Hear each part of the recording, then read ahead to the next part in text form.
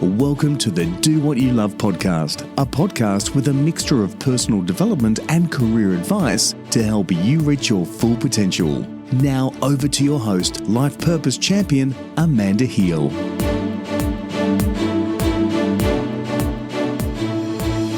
Welcome to another episode of the Do What You Love podcast. I'm your host, Amanda Heal.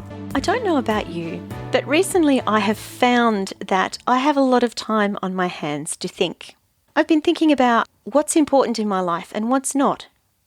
Am I doing what I'm meant to be doing, or am I not? If so, how can I be doing what I'm doing better? So if you, like me, are doing similar types of thinking and perhaps looking at your career, I thought I could give you some areas of your life that you could look at which might help. And so I've decided to call this episode, What Do You Have to Offer? Now you might be saying to me, well, look, I'm really happy in my career. You know, I'm firmly established, I'm where I want to be, I'm happy. But it's good to visit this stuff every now and then because it puts you in a really strong position if, for example, you want to update your CV or you want to move sideways or you decide one day that you're not happy doing what you want to do and you want to make a change. So let's look at some particular things that make you you, that make you unique. And these things are the things that I believe you have to offer. They are things like your interests, your skills, your values, and your personal qualities.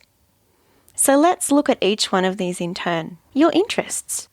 Looking at your interests can help you identify your most important expertise. Also, if you are using your strongest and most enjoyable interests in your work, you will be at your most happy. Looking at your interests also gives you ideas for future career opportunities. So, don't just look at the obvious interests. Look at everything.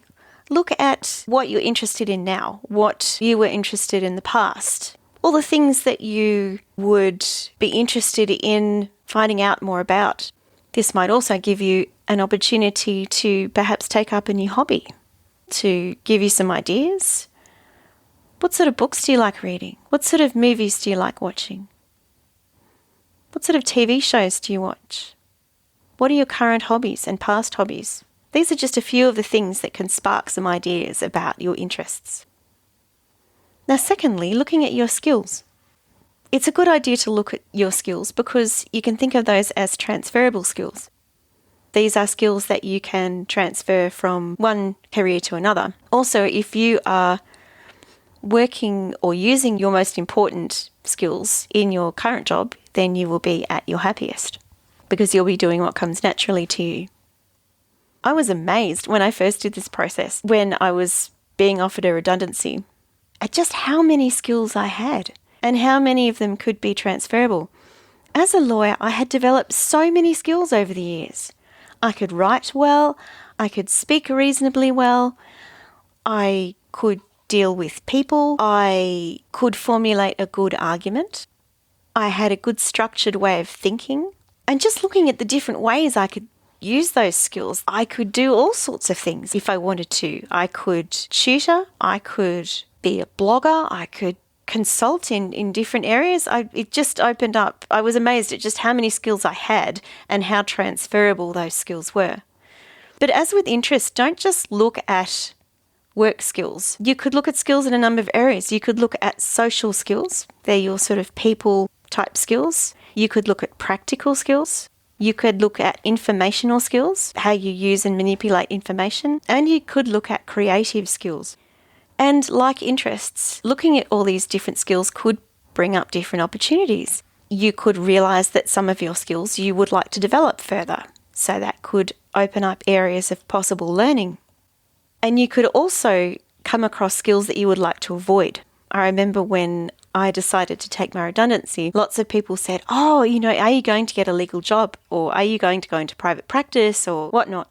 And everyone just assumed that because I had legal skills, I would want to use them. But I had got to the point after 17 years that I really did not want to use those specific legal skills anymore. I wanted to use those broader skills and transfer them and use them for something else. So now I'm a published author, I'm a motivational speaker, and I'm a coach. The next area you could look at could be your values. Now, episodes 12, 13 and 14 of this podcast deal in great depth with values. So you could go back and listen to those if you're interested in looking at your values. And again, like interests and skills, if your values are being fulfilled in your work, you will be at your happiest. Or if you are looking at pursuing other opportunities, you might look at opportunities which best reflect your values.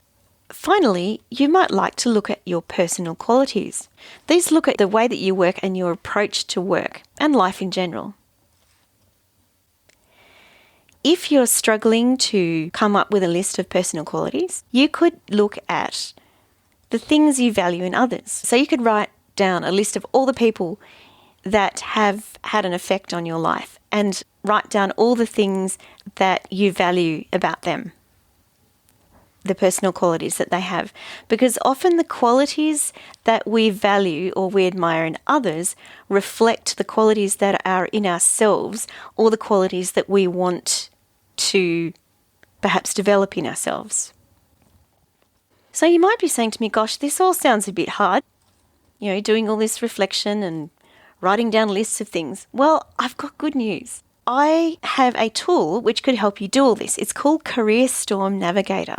Not only does it help you list your interests, skills, values, and personal qualities, but it also helps you to prioritize these. So it will give you your top 5 of each one of these. The other thing that this tool will do was it will help you reflect on your current position, where you are now, all the things you like and dislike about it, and also with all your past positions, all the things you like and dislike about those. And it will eventually help you discover your ideal work environment.